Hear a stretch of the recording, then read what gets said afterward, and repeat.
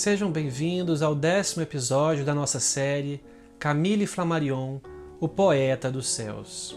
No episódio anterior, nós discutimos sobre uma fase difícil que Camille enfrentou, que foi de 1853 a 1856, quando ele passa a estudar na Escola Católica de Langres, e seus pais enfrentaram grandes dificuldades financeiras devido a um negócio equivocado que seu pai fez, uma sociedade onde ele foi enganado e teve que vender todos os seus bens para poder quitar as suas dívidas e ficar com a consciência tranquila, e também pela grande epidemia de cólera que assolou a Europa e acabou ceifando a vida dos seus avós paternos e acometendo seu pai, quase lhe custando a vida também.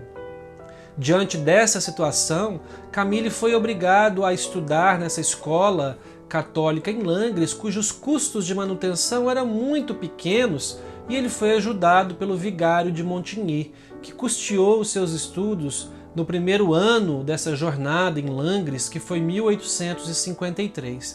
E seus pais então migraram para Paris para buscar vida nova, tentar reconstruir a sua vida. E nós dissemos também que Camille, todas as quartas-feiras, durante a sua passagem em Langres, esses estudantes eram levados a uma montanha situada a 2 quilômetros mais ou menos dessa cidade, onde eles podiam explorar a natureza e explorar a vista da região. E foi lá que ele começou a desenvolver a sua capacidade de desenhar e também a sua capacidade musical, fazendo percussão com as pedras de diferentes sonoridades que ele encontrava por ali.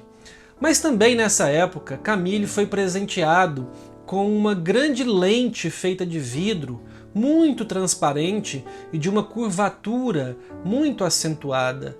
E então nós vamos perceber o gênio do cientista que já despontava e brilhava desde cedo, porque com a sua criatividade, a sua curiosidade, a sua inventividade e esse seu gênio de pesquisa, Camille acaba usando essa lente para várias funções diferentes, e seus colegas acabam ficando admirados de tudo que ele consegue fazer com aquilo.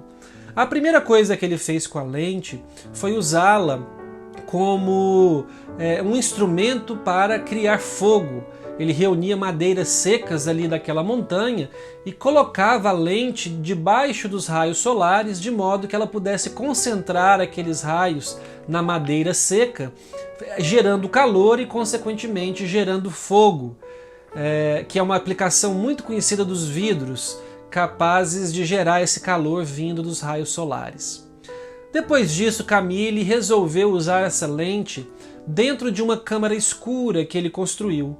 E essa câmara escura acabava projetando a paisagem de cima da montanha, tudo aquilo que eles viam com os olhos da montanha, essa câmara escura projetava em uma tela improvisada que Camille levava com eles e servia então de esboço para os seus desenhos das paisagens daquela região.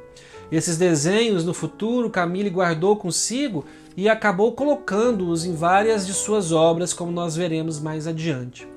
Uma outra aplicação que Camille deu para essa lente foi como microscópio. Ele acabou improvisando certo instrumental que ele tinha consigo e fez com que essa lente fosse capaz de ampliar principalmente os insetos da região. Então ele e seus colegas de estudo acabavam observando detalhes importantes de mariposas, de vermes, de formigas, de abelhas, de cupins. Observavam as suas patas, as suas asas, os seus olhos, e aquilo aguçava a curiosidade daqueles meninos em relação à vida.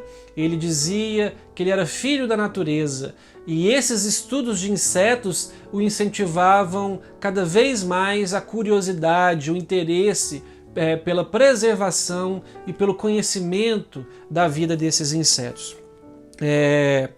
Mas houve um acontecimento muito marcante também em 1853, que foi a passagem de um cometa pelo planeta Terra. E quando eles subiam nessas montanhas, e até mesmo da cidade de Langres, quando eles subiam em colinas, era possível observar esses cometas a olho nu. E à medida em que o cometa fazia o seu trânsito ao longo do céu, ele mudava discretamente de posição e o comprimento da sua cauda aumentava. Nós sabemos hoje que quanto mais o cometa se aproxima do Sol, maior a sua cauda vai ficando.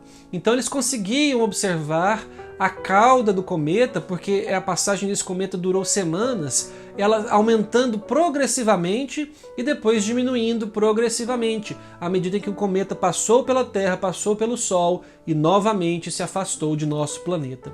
E as pessoas se impressionavam muito com aquele fenômeno, porque até então eles sabiam muito pouco sobre ele. As explicações científicas sobre os cometas ainda não estavam plenamente disponíveis e conhecidas e dominadas como hoje, diante da nossa ciência. Então era muito comum as crendices ao redor daquela passagem pelos cometas. As pessoas acreditavam que os cometas estavam relacionados a presságios de acontecimentos ruins, especialmente acontecimentos de guerra. E foi em 1854, um ano após a passagem do cometa, que a França teve uma grande guerra contra a Rússia. E Camille nos descreverá que mais de 800 mil pessoas perderam a vida. E logo culparam o cometa do ano anterior como o mensageiro do caos. Mas Camille vai dizer que, obviamente, aquele cometa não tinha nada a ver com aquela guerra. A única coisa que eles aprenderam naquele dia sobre a relação do cometa com a guerra foi absolutamente nada. Eles aprenderam apenas que a palavra cometa vem do latim coma, que significa cabeleira, que faz referência à cauda do cometa, muito similar a uma cabeleira. 1853 também foi o ano da perda de uma pessoa muito importante para Camille, que era François Arago, ou François Arago, que foi diretor do Observatório de Paris, um astrônomo, e foi também primeiro-ministro da França. E Camille havia citado, e nós já havíamos comentado sobre isso em episódios anteriores, que François Arago é uma das 3 pessoas que Camille cita como tendo nascido no mesmo dia que ele, porém em anos diferentes. Era François Arago, Etienne Montgolfier, que foi inventor do balão, e o grande escritor e poeta francês Victor Hugo, ou Victor Hugo, como dizem os franceses. Então, em 1853, François Arago desencarna, e quando Camille vai passar férias na cidade de Montigny, ele ouve do vigário da cidade uma palestra exaltando as qualidades morais, a honradez de François Arago e exaltando a sua importância para a ciência e para a astronomia. E aquilo impressiona muito Camille, porque ele não esperava que um vigário, um sacerdote, pudesse exaltar um cientista, um astrônomo dessa forma. Camille, então, continua reforçando a ideia de que ele era um amante das ciências naturais. Ele vai dizer que ele passou a estudar de maneira mais intensa a metamorfose dos insetos, de larvas para formas mais belas e mais graciosas. Então, por exemplo, ele passou a estudar os casulos das borboletas, que se transformavam em crisálidas e depois se transformavam na formosura das borboletas e alçavam novos voos. E certa feita ele recebeu de um pescador da região uma caixinha com várias larvas que ele usava como isca para as suas pescarias.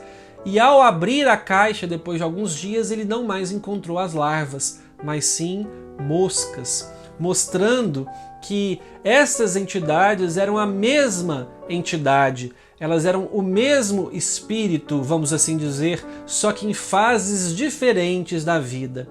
E ele não tarda a fazer uma comparação com a nossa alma após a morte, um outro estágio de vida. E é com essa frase de Camille que nós encerraremos esse episódio 10. Com esse comentário a respeito dessa metamorfose, dessa transformação dos seres humanos. Ele nos dirá: eu via naquele espetáculo algo emocionante. A larva havia desaparecido e havia sido substituída pelo inseto alado. Não é essa uma imagem da psique humana e da ressurreição da alma além do túmulo? Nos acompanhe então no próximo episódio da nossa série Camille Flammarion, o Poeta dos Céus.